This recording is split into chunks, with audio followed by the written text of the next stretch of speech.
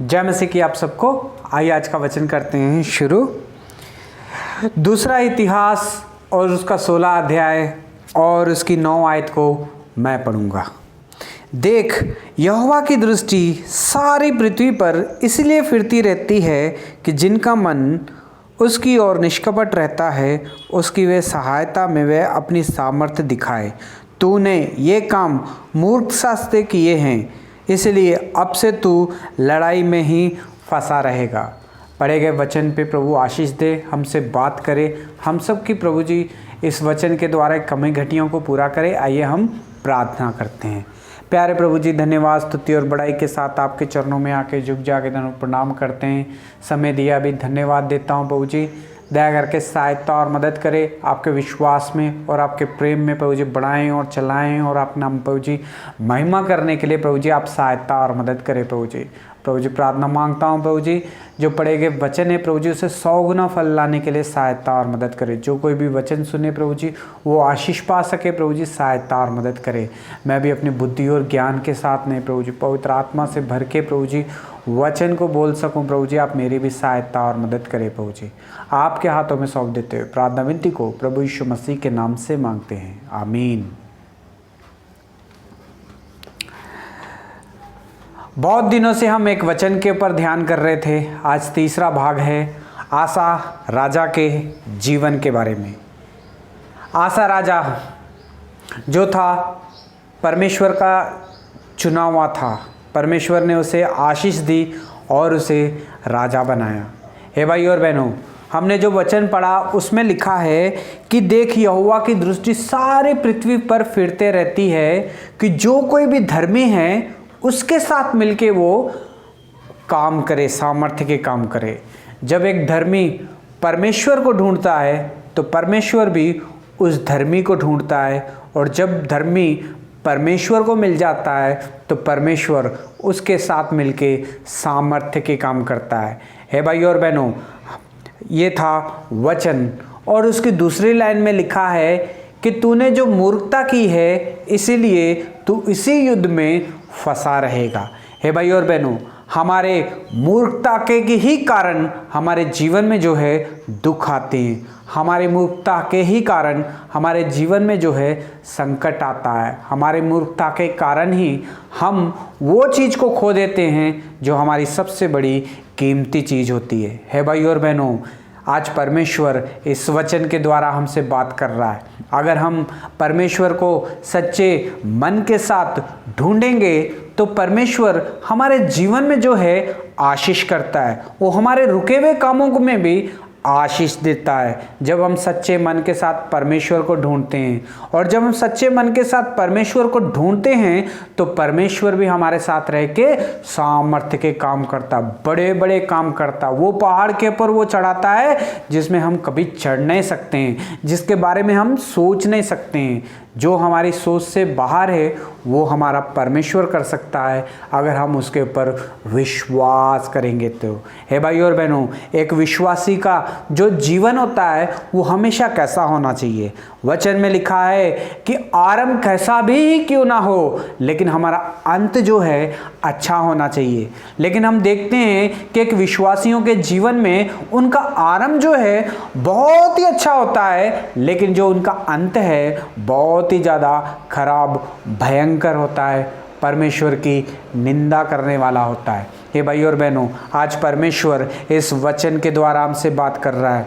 बहुत दिन से हम आसा राजा के जीवन के ऊपर वचन बता रहे थे, बहुत दिन से बाद, और आज हम 16 अध्याय को हम ध्यान करने वाले हैं। यहाँ पे हम 16 अध्याय में क्या पढ़ते हैं कि आसा राजा के ऊपर मुसीबत आई है।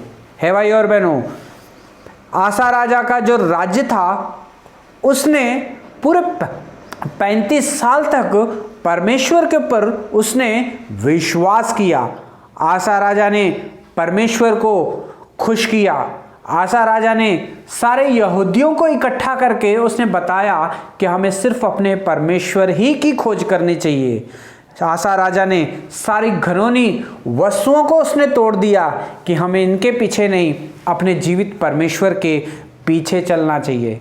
आसा राजा के जीवन में जब दुख और तकलीफ आई तो वो परमेश्वर के पास गया और परमेश्वर ने उसे युद्ध में जीत दिलाई। हे भाई और बहनों, आसा राजा ने बाहर के लोगों को नहीं, अपने परिवार को भी परमेश्वर के पास लेके आया। हे भाई और बहनों, आसा राजा ने इतना ही नहीं, उसने जो भी कोई सोना चांदी था वो सारा परमेश्वर के घर में पहुंचाया, उसका जो पिता का था और उसका जो था वो भी वो परमेश्वर के घर तक पहुंचा देता है। हे भाई और बहनों, आसा राजा का जीवन जो था पूरा 35 साल तक विश्वास में रहा, परमेश्वर के पर विश्वास करता रहा, परमेश्वर की खोज करता रहा और परमेश्वर उसके जीवन में जो है सामर्थ्य के बड़े बड़े काम करता रहा। आसा राजा 35 साल तक परमेश्वर के ऊपर विश्वास करता रहा। हे भाई और बहनों, हम भी जब विश्वास जब तक हमारा परमेश्वर के ऊपर होता है, हमारे जीवन में भी परमेश्वर सामर्थ्य के काम, बड़े बड़े काम करता है। लेकिन जब हमारा विश्वास कमज़ोर हो जाता है तो हमारे जीवन में भी परमेश्वर काम करना छोड़ देता है। हे भाई और बहनों, आसा राजा ने जो सोना और चांदी जितना भी परमेश्वर के घर में पहुंचाया था, उसे फिर से उसने वापस ले लिया।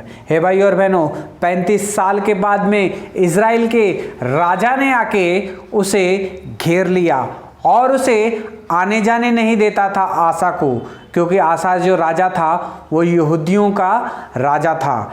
यानी कि आसा राजा राज्य करता था, लेकिन उसका बाहर आना जाना मुश्किल हो गया था। शत्रु ने उसे घेर लिया था, लेकिन उसने परमेश्वर के पास जाके प्रार्थना नहीं की, अपना विश्वास परमेश्वर के ऊपर नहीं दिखाया। उसने वो किया जो यहोवा की दृष्टि में सबसे बुरी चीज़ ही, जो थे उसके पिता के सोना चांदी और सारे वस्तु जो परमेश्वर के घर में आसा ने खुद पहुंचाए थे। तो आसा ने खुद उन सारी सोना चांदी को और जो उसने खुद पहुंचाए थे वो सारे सोना चांदी को परमेश्वर के घर से लेके वो उस राजा के पास पहुंचा देता है जो जिससे वो कहता है कि मेरी मदद कर। हे भाई और बहनों, उस राजा ने वो सोना और चांदी जो भवन से निकाला हुआ था अपने पास ले लिया और उसने आसा राजा के साथ मिलके युद्ध किया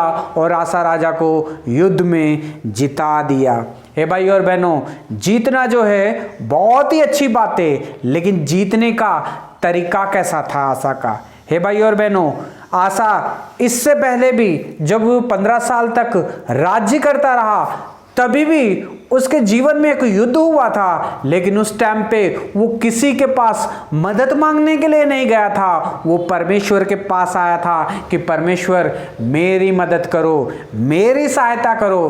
तो परमेश्वर ने उस युद्ध में उसे विजय दिलाई थी। लेकिन 35 साल के बाद फिर से कि जब युद्ध हुआ, वो फिर से अपने परमेश्वर यहोवा को उसने याद नहीं किया। परमेश्वर के सामने उसने घुटने नहीं टेके, उसने अपना ज्ञान लड़ाया, अपनी बुद्धि चलाई और सोना चांदी किसी और राजा के हाथ में दे दिया, परमेश्वर के भवन में से निकाल के, और कहा कि मेरे लिए लड़ो। है भाई और बहनों, वो तो आ गया पैसों के लिए लेके लड़ने के लिए और उसने युद्ध भी जीत लिया। लेकिन अगर वो अपने परमेश्वर यहोवा के पास गया होता तो उसका पैसा भी बच जाता, उसका टाइम भी बच जाता, उसका विश्वास भी बच जाता। हे भाई और बहनों, आज परमेश्वर इस वचन के द्वारा हमसे बात कर रहा है। हमारा जीवन और आपका जीवन कैसा है, हम कैसा जी रहे हैं, हमारा विश्वास कैसा है और हम कैसे आगे बढ़ रहे हैं। हे भाई और बहनों, आसा राजा का 35 साल तक विश्वास में रहा। दुख और तकलीफ जो कुछ भी होता था, परमेश्वर के सामने घुटने टेकता था, परमेश्वर उसके साथ मिलके सामर्थ्य के काम करता था। लेकिन 35 साल के बाद में जब उसे दुख और तकलीफ आई, उसने परमेश्वर अपने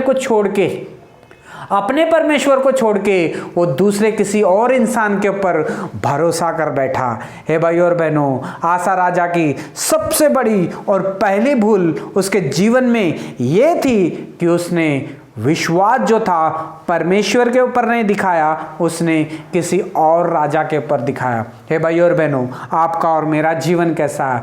आप और मैं कैसा जी रहे हैं? आप और हम कैसे रह रहे हैं? आपका और मेरा विश्वास कैसा है? हम कैसा आगे बढ़ रहे हैं विश्वास में? हमारा विश्वास जो था आरंभ में अच्छा था, 10 साल, 20 साल, 25 साल, 30 साल तक हम विश्वास में बने रहे, परमेश्वर ने हमारे जीवन में आशीष की। लेकिन आज 30 साल के बाद क्या हमारा विश्वास ऐसा ही है कि हमारा विश्वास नीचे हो गया है? हे भाई और बहनों, वचन में लिखा है कि आरंभ कैसा भी क्यों ना हो, हमारा अंत जो है परमेश्वर की महिमा के लिए ही होना चाहिए। हे भाई और बहनों, आप कैसा जी रहे हो? आपका विश्वास कैसा है? आज परमेश्वर इस वचन के द्वारा हमसे बात कर रहा है। आज परमेश्वर इस वचन के द्वारा आप सबको ये सवाल पूछ कर रहा है कि हमारा विश्वास कैसा था? हमारे शुरुआत के दिन अच्छे थे, लेकिन अब बीच में जब आ गए हैं हमारा विश्वास 20-25 साल विश्वास में, तो क्या हम